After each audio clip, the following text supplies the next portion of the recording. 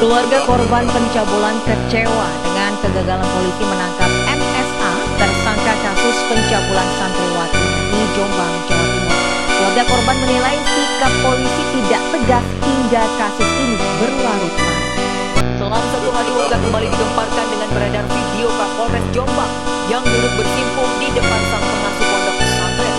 Bahkan Kiai Mukhtar Muti memerintahkan Kapolres dan pasukannya pulang tanpa ada perlawanan. Ini sangat menyayangkan sekali ya, beberapa kali waktu harus disuguhkan dengan suguhan sama penangkapan yang endingnya juga nggak ada konflik bahwa pelaku itu bisa segera diamankan untuk. Baik pemirsa, ini adalah kondisi terkini pengepungan yang dilakukan oleh pihak kepolisian oleh pesantren Sidikiah di Desa Losari.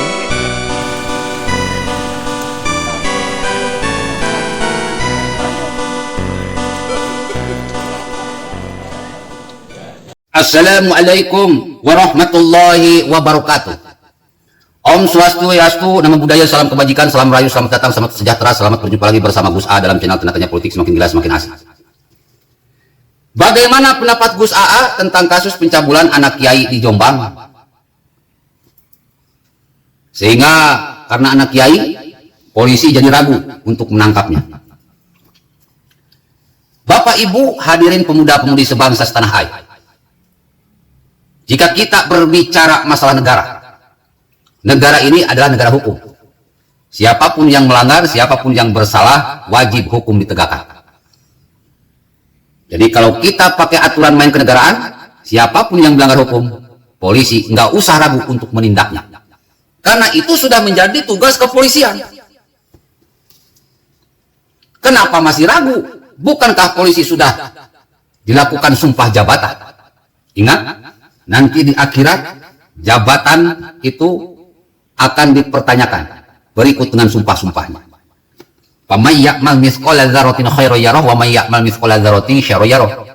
Orang yang baik akan mendapatkan surga, orang yang jahat akan mendapatkan neraka. Polisi yang baik akan mendapatkan surga, polisi yang jahat akan mendapatkan neraka. Polisi yang menjalankan tugas dan fungsinya dengan baik dan benar akan mendapatkan surga, polisi yang ragu dalam melaksanakan tugasnya akan masuk neraka. Gitu aja korep. Negara kita negara hukum, siapapun yang melanggar wajib diproses hukum. Yang kedua, kita berbicara aturan agama. Allah sudah dengan terang mengatakan, "Wa may ya'mal mithqala dzarratin khairan yarah wa may ya'mal mithqala dzarratin syarran yarah." Siapa saja orang yang berbuat baik, baik ulama maupun bukan ulama, baik pejabat maupun rakyat, baik aparat maupun bukan aparat, maka akan dibalas dengan kebaikan yang berlipat ganda, entah itu di dunia maupun di akhirat kelak. Jadi untuk masuk surga nggak usah pergi ke medan perang. Cukup kalau kalian polisi, jadilah polisi yang baik. Kalian TNI, jadilah TNI yang baik.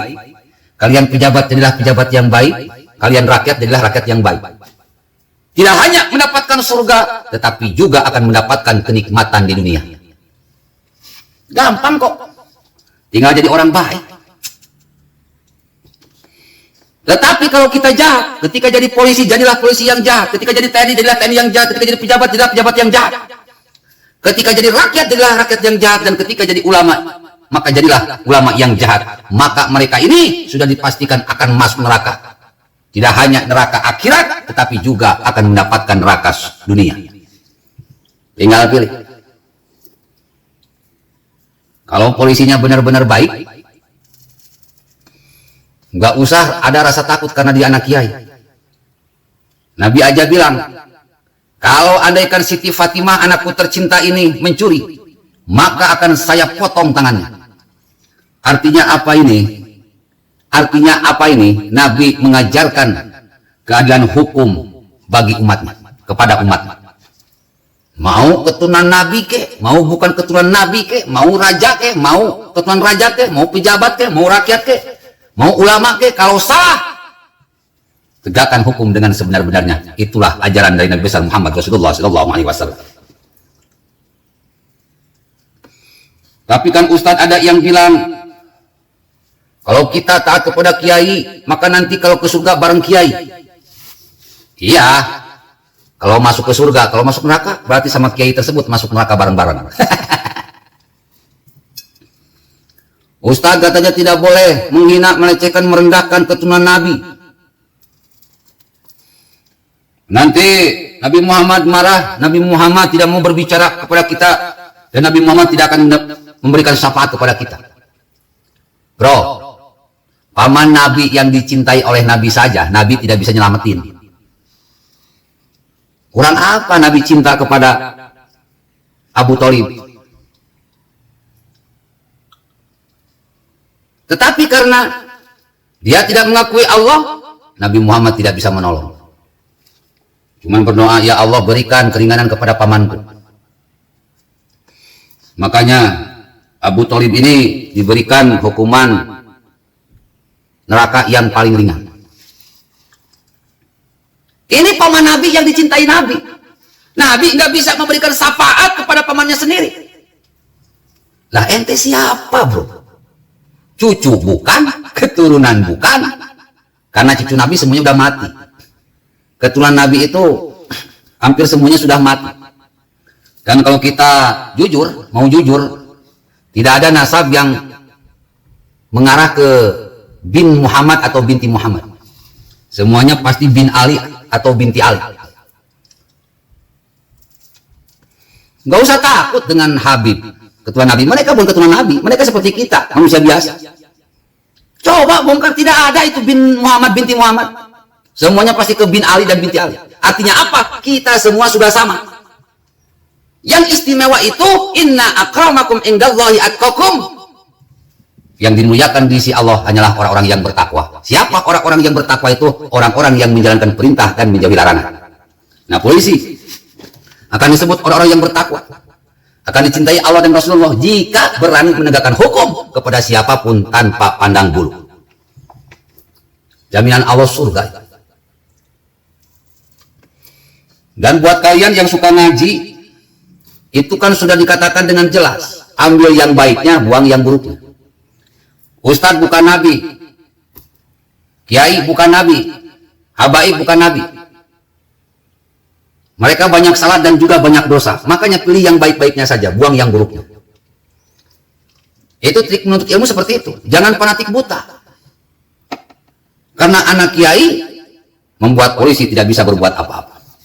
Nggak ada itu, nggak apa-apa. Yang dilaknat itu bukan polisi, yang dilaknat itu kiai dan anak kiainya. Dan orang yang mendukung kepada anak kiai yang melakukan tindakan pelecehan seksual kepada santri-santrinya. Mudah kok aturan Islam itu. Yang susah itu bagi orang-orang yang tidak mau menjalankan saja. Jadi untuk kasus ini, polisi jangan ragu, jangan bimbang. Takutlah sama Allah, jangan takut sama kiai. Takutlah sama Allah, jangan takut kepada para pendukung kiai. Takutlah sama Allah, jangan takut kepada orang-orang yang mendukung tindakan senonoh dari anak kiai. Agama ini bukan milik mereka, agama ini milik Allah. Tsumma awrasnal kitaba alladzina istafaina min ibadina. Aku wariskan Al-Qur'an ini kepada hamba-hambaku yang kupilih di antara mereka. Siapakah pilihan Allah itu? Polisi yang berani berjuang benar demi kebenaran, berani berjuang baik demi kebaikan, dan berani berjuang adil demi keadilan. Itulah pilihan Allah.